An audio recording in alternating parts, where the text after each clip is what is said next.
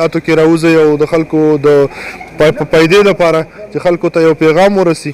نو دا کوم لاک ډاون چې دی دا کوم عالمي بیماری چې ده وبا چې راغلی ده د دغه د روکتام دپاره او د دغه چینل ماتولو دپاره د دغه زنځیر ماتولو دپاره دا لاک ډاون کیږي چې دا مزید خوره نشي او کم سے کم نقصان خلکو ته پرس که رسي نو چې کم سے کم محدود شي دا نقصان. د دې دپاره لاک ډاون دی او نن داسې حکم میلاو دی چې یو کس هم د خپل کور نه بهر نه راوځي. لہذا تاسو وینئ چې دا بازار ټول بند دی او داسې مطلب دا دی چې د خلکو هغه ګهماګهمي نشته په بازار کې. د خلکو زه شکریه ادا کوم چې دوی زموږ په یو کال باندې په یو اعلان باندې خپل مطلب کورونو کې موجود دي او بهر نه راوځي. مونږ د دې بچیو د قوم ته زموږ دا پیغام دی چې دا څه چې انتظامات دي دا څومره ستړې ده دا ستاسو دپاره ده ستاسو د بچو دپاره ده. لہذا تاسو په دې کې زموږ سره پوره تعاون وکړئ او چې څنګه هدایت د بره حکومت نه میلاویږي صوبایي حکومت نه محکمه هیلت نه موږ ته میلاویږي نو دغسې تاسو په دې باندې من او ان عمل وکړئ او بهر مه راوځئ تر هغې پورې چې څو پورې موږ د دې وبا نه خلاص شوي نه یو او د دې یو هم دقه علاج دی دقه احتیاطي علاج دی چې مونږ یو بل سره زیات نه نږدې کیږو نه مخلوط کیږو نو په هغې باندې به مونږ د دې نه بچ پاتې شو. لہذا یو ځل بیا تاسو ته دا ریکویسټ دی چې تاسو بهر مه راوځئ د دویم حکم انتظار کوئ چې حالات ټیک شي.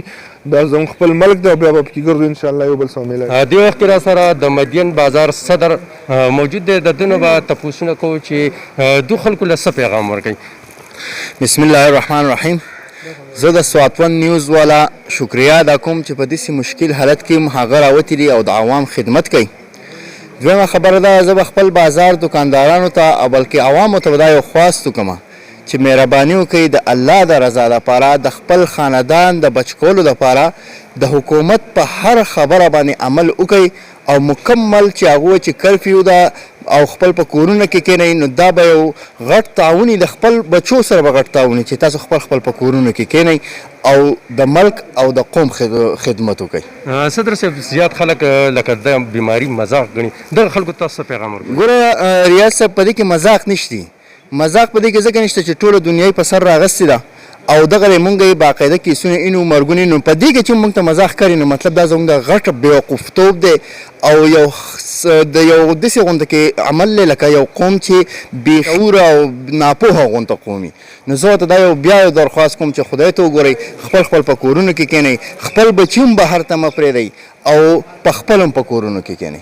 الرحمن بازارونو ته جی ستاسو ټول نه مخکې ستاسو سواتون نیوز له چې کوم دی نو ډېره مهرباني مننه ادا کوم ستاسو چې تاسو راغلی تپوسونه وکړو د خلکو فکر او دغه په دې وخت کې هم چې کوم دی خلک ټول په مسایلو کې نښتي دي او تاسو د عوام خدمت له راووتئ. ډېره مننه.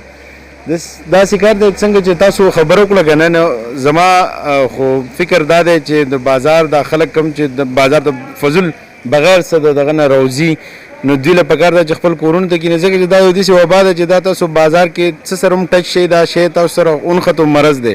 هغه مرض تاسو کور ته ویسئ نو تاسو خو یو فرد یې خو په کور کې ټول څومره بندیان چې دي هغه هم په دې مرض کې مبتلا کوي. نو کوشش کوئ چې کارونه یې څه مسله ډېر ضروري کارونه یې ډېر ضروري نو بازار ته مه راوځئ او هسپتالونو ته په ظلم مه ځئ. درد مرد او معمولی دردونه یا تکلیفونه چې هغه په خپله باندې لږ برداشت کوئ او میډیکل سټور والا نه دوی رالی او د هغې سره فی الحال ګزاره چلوئ که نه آنلاین نمبر یې ورکړي دي ټلیفون نمبر یې ورکړي دي حکومت او ډاکټران ناست دي د هغوی سره آنلاین سروس دی د هغوی نه تپوسونه کوئ. موږ شیر کړي دي خپل فیسبوک او په دې دغه باندې ټولو آیډیانو باندې د هغوی سره کوشش کوئ چې رابطه وشي او خپلې مسئلې په کور کې پاتې کړي نو ښه به بازار ته مه راوځئ. ډېر ایسے جو مدین موجود ہیں ان سے ہم جانیں گے. سر کل رات سوشل میڈیا پر یہ چل رہا تھا کہ مدین میں جو ہے کرفیو لگی ہوئی ہے تو اس بارے میں آپ کیا کہنا چاہتے ہیں؟ کرفیو تو نہیں ہے لیکن مکمل لاک ڈاؤن ہے اور ہماری نفری بھی موجود ہے مکمل بازار بند ہے. بس یہی حال ہے آپ دیکھ رہے ہیں جو بھی ہمیں آرڈر ملتا ہے نیکسٹ آرڈر وہی اسی وقت تک یہ مکمل لاک ڈاؤن رہے گا.